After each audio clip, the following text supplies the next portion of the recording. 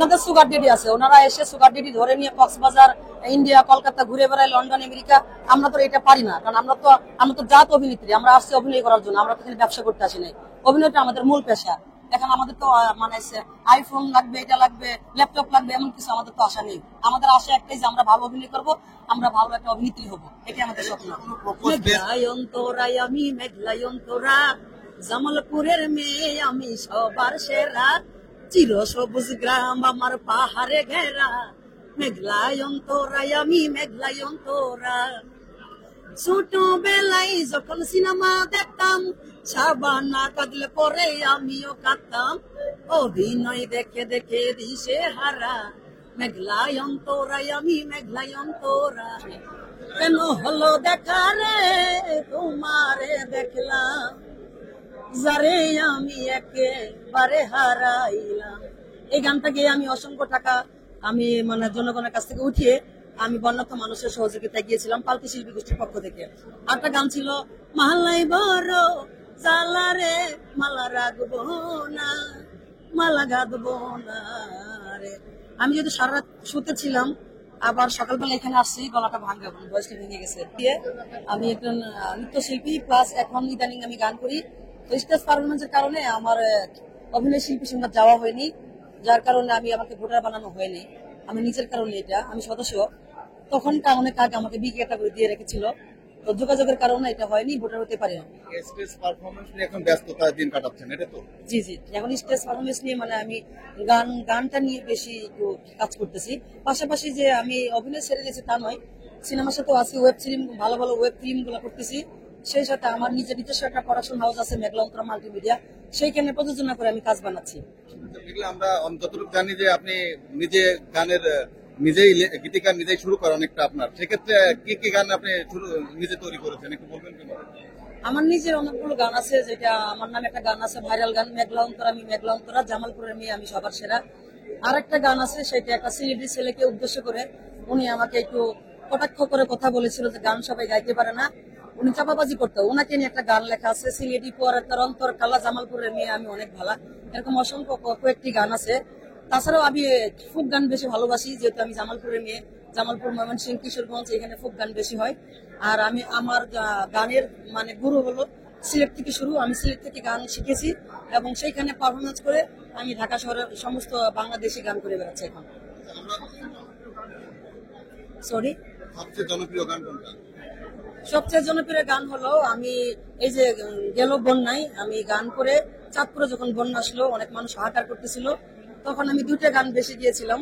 আসলে যেহেতু আমি নৃত্যশিল্পী, যখন আমি নৃত্যশিল্পীরা যখন কোনো গানের আওয়াজ পায় বা বিট পায়, তখন তার নৃত্যটা চলে আসে, তাই না? তো সেই ক্ষেত্রে যখন আমি গান গাই, গানের সাথে আমার নাচটা অটোমেটিক চলে আসে, আর দর্শক গানের সাথে আমার নাচটাকে অনেক বেশি এনজয় করে, প্লাস সেই ক্ষেত্রে আমি টিপস অনেক বেশি পাই, সেটা আমার জন্য প্লাস পয়েন্ট। আমি তো ছোটবেলায় যখন শাবানা বেগম আলমগীর সাহেবের ছবি দেখতাম, তখন থেকে আমার স্বপ্ন ছিল যে আমি মিডিয়াতে আসবো, আমি টেলিভিশনে ঢুকবো, আমি আলমগীর সাহেবের মতো, আলমগীর সাহেবের সাথে কেমিস্ট্রি করবো, ভালোবাসা করবো শাবানা বেগমের মতো। তখন থেকে আমার স্বপ্ন। আমি সেই ছোটবেলায় 2003 সালে ঢাকাতে আসি এবং যুদ্ধ করতে করতে, স্ট্রাগল করতে করতে, ধাক্কা খেয়ে যুদ্ধ করে এই পর্যন্ত এসেছি। তো আমার মনের যে আবেগ, অনুভূতি, আমার যে ওই ধাক্কাটা যে আমি শাবানা বেগম হবো, আমি তো শাবানা বেগম এখন হতে পারিনি, সেই অবস্থান আসতে আমি অনেক কিছু করেছি, অনেক স্ট্রাগল হয়েছি, আমি মানে তিলে তিলে নিজেকে অনেক জায়গায় এনেছি, কিন্তু আমার যে মূল স্বপ্ন যে আমি একজন শাবনুর মেম হবো, শাবানা মেম হবো, মানে সেই জায়গাটা তো আমার অপূর্ণতা রয়ে গেছে। সেই ব্যথা বেদনা থেকে আমি এখন গান করি, গান লিখি, আর মনের ভাবটা প্রকাশ করি আর কি।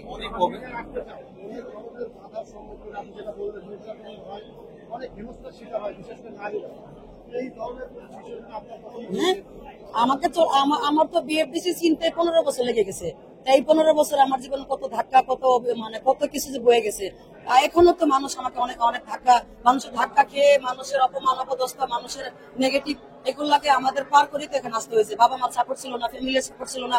আমি মেঘলায়ন্তরা, আমার মাথার উপর এখনো কোনো ছাতা নেই, যার কারণে আমি হয়তো বা শাবনুর ম্যাম, শাবানা ম্যাম এখন হতে পারি নাই। যদি আমি অন্য অন্য নায়িকাদের মতো আমার উপর মাথা ছাতা থাকতো বা কারো সাপোর্ট থাকতো, ইনশাল্লাহ আমি এতদিন আমি তো পিছিয়ে থাকতাম না। সাপোর্টটা আসলে কি ধরনের সাপোর্টটা চাচ্ছেন?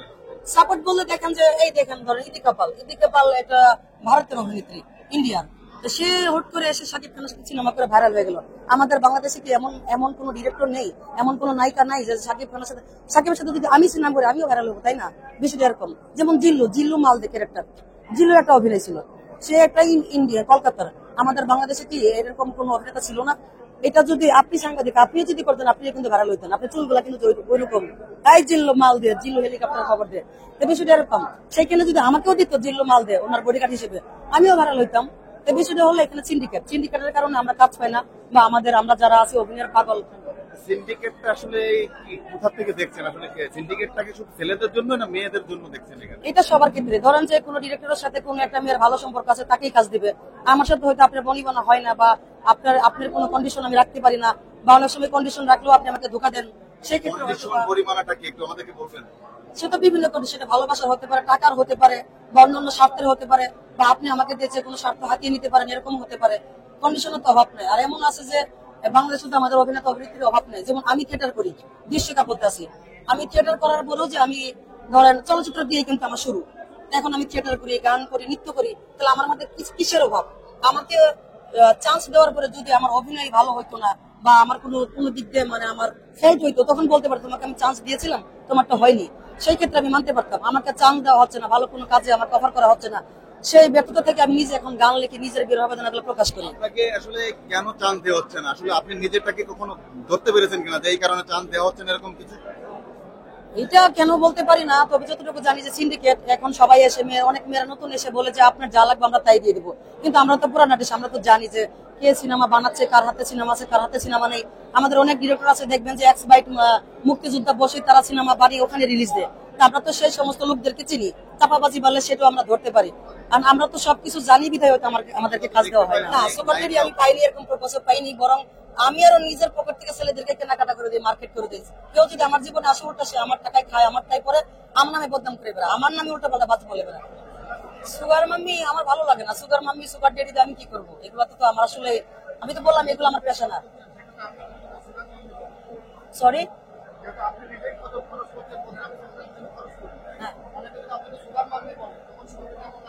না না, আমি তো আর ওরকম মানে ধরেন না, আমি হয়তো এটার জন্য করেছি যে একজন ডিরেক্টর বা একজন প্রডিউসার, আমি যদি ওনার পিছনে কিছু ইনভেস্ট করি, তাহলে হয়তো সে আমাকে নায়িকা নিবে বা আমাকে একটা ভালো কাজ দিবে, সেটা না সে আমি করেছি। এগুলো তো আমরা যতটুকু জানি যে মিডিয়াতে ইন্ডাস্ট্রিতে কিন্তু ছেলেদের তুলনায় মেয়েদের প্রাইভেট বেশি হয়। আসলে কেন এটা? কারণ মেয়ে মানুষ, মেয়েরা তো হাসি দিতে পারে, মেয়েদের হাসি ভালো লাগে, মেয়েরা হাঁটলে ভালো লাগে, মেয়েরা চললে ভালো লাগে, মেয়েদের দেখলে একটা আকর্ষণ জাগে। বিষয়টা এরকম। ছেলেরা তো আর মেয়েরা পাশে বসলে একটু ভালো লাগবে, যেমন আপনারা সাংবাদিক মেয়ে দেখে আমাকে ইন্টারভিউ নিতে আসছেন, ছেলেদের তো নিচ্ছেন না, মানে বিষয়টা এরকম, তাই না? দর্শকদের কিছু বলবেন কি আপনি? দর্শক উদ্দেশ্যে একটা কথাই বলবো, আমরা যারা কাজ করি, আমরা অনেক পরিশ্রম করি, অনেক কষ্ট করি, আপনারা আমাদের অনেক কাজকর্ম নেগেটিভ ভাবে নেন, নেগেটিভ ভাবে নিবেন না। আমরা যারা, আমার মতো যারা আছেন, তারা মিডিয়াকে ভালোবেসে নিজের 20-25 বছর মানে নিজের জিন্দগি বরবাদ করে দেয় শুধু মিডিয়াকে ভালোবাসে, অভিনয়কে ভালোবাসে, চলচ্চিত্রকে ভালোবাসে। তো আমরা চলচ্চিত্রে ভালোবেসে এখানে আসছি, আমাদেরকে নেগেটিভ নিবেন না। আমাদের অনেক কাজকর্মে ভুল হতে পারে চলার পথে, যাই হোক এগুলা ভুলে নিবেন না। আমাদের একটাই উদ্দেশ্য, আমাদের জন্য দোয়া করবেন। যে স্বপ্ন নিয়ে আসছি সেই স্বপ্ন পূরণ করে যেন বাবা মা জনগণের সাথে ভালোভাবে থাকতে পারি, চলতে পারি, এটাই প্রত্যাশা করি।